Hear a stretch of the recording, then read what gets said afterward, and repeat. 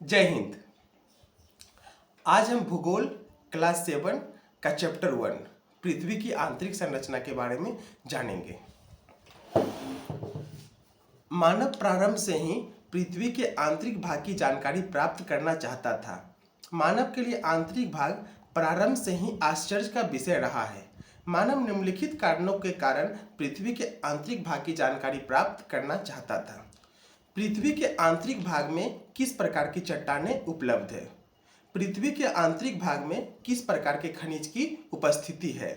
ज्वालामुखी विस्फोट क्यों होता है? भूकंपीय घटनाएं क्यों होती है?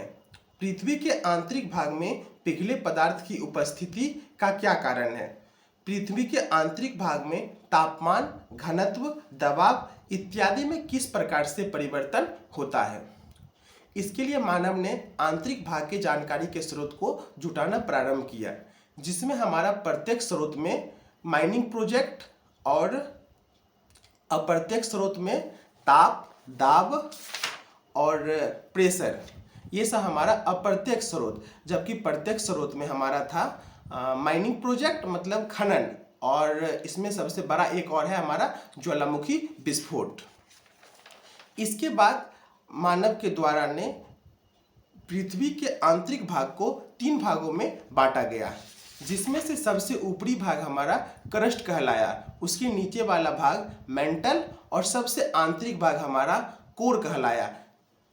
इसे हम लोग चाह सकते हैं तो इसे हम लोग 6 भागों में भी बांट सकते हैं, जैसे ऊपरी क्रस्ट, निचली क्रस्ट, ऊपरी मेंटल, निचली मेंटल, ऊपरी कोर, निचली कोर। अब हम लोग क्रस्ट के बारे में जानेंगे। क्रस्ट हमारा स्थल मंडल कहलाता है, जिसका तापमान कभी बदलता नहीं है। यह लगभग 15 से 16 डिग्री सेल्सियस होता है। क्रस्ट पे ही हम लोग निवास करते हैं, और इसे समझने के लिए हम लोग कह सकते हैं पृथ्वी का आंतरिक भाग अलग अलग परतों से मिलकर बना है, जिसका घनत्व भी अलग अलग है। सबसे ऊपरी भाग जो हमारा क्रस्ट है, इसका घनत्व सबसे कम है, और जैसे जैसे हम लोग गहराई में जाएंगे इसका घनत्व बढ़ता जाएगा। पृथ्वी का बीच वाला भाग, जिसे हम लोग मेंटल कहते हैं, सबसे आंतरिक भाग जिसे हम कोर कहते हैं। क्रस्ट को हम लोग सियाल भी कहते हैं, क्योंकि इसमें 2 खनिज की उपलब्धता अधिक होती है। एक है हमारा सिलिका और दूसरा है हमारा अल्युमिनियम, जबकि सीमा हम लोग मेंटल को कहते हैं। इस भाग में मेंटल में कई खनिजों की उपस्थिति है, लेकिन अन्य खनिजों की तुलना में सिलिका तथा मैग्नीशियम की मात्रा अधिक है। यही कारण है कि मेंटल को हम लोग सीमा भी कहते हैं। मेंटल में एक हमारा ऊपरी मेंटल और दूसरा हमारा निचला मेंटल। ऊपरी मेंटल को भी हम लोग 2 भागों में बांट सकते हैं, ऊपरी मेंटल का ऊपरी भाग और दूसरा ऊपरी मेंटल का निचला भाग। ऊपरी मेंटल का ऊपरी भाग हमारा ठोस अवस्था में है।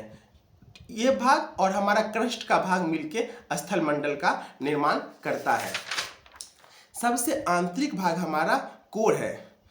हम लोग कोर को भी 2 भागों में बांट सकते हैं, एक बाह्य कोर और दूसरा आंतरिक कोर। बाह्य कोर हमारा द्रव अवस्था में है, जिसका प्रमुख कारण तापमान का अधिक होना है। इस क्षेत्र में लोहा तथा निकेल पिघली अवस्था में है। यह आंतरिक कोर के चारों तरफ स्वतंत्र रूप से गति करता है। गहराई इसका लगभग 2900 किलोमीटर से लेके 5100 से 5200 किलोमीटर तक है। इसका घनत्व 9 से 11 ग्राम पर सेंटीमीटर क्यूब है। इसके बाद पृथ्वी का सबसे आंतरिक भाग हमारा आंतरिक कोल कहलाता है। इसका घनत्व 11 से 13 ग्राम पर सेंटीमीटर क्यूब है। इस क्षेत्र में लोहा तथा निकेल ठोस अवस्था में पाए जाते हैं। इस क्षेत्र में दबाव सर्वाधिक है, इसी कारणवश अत्यधिक तापमान के बावजूद भी यह क्षेत्र ठोस अवस्था में है। ये सभी जो विभाजन था हमारा क्रस्ट, मेंटल और कोर, इस प्रकार से स्वेस नामक वैज्ञानिक ने इसे बांटा था, जबकि कुछ लोगों ने हमारे पृथ्वी के विभाजन को स्थल मंडल, दुर्मर मंडल और बेरियोस्फीयर के रूप में विभाजित किया है।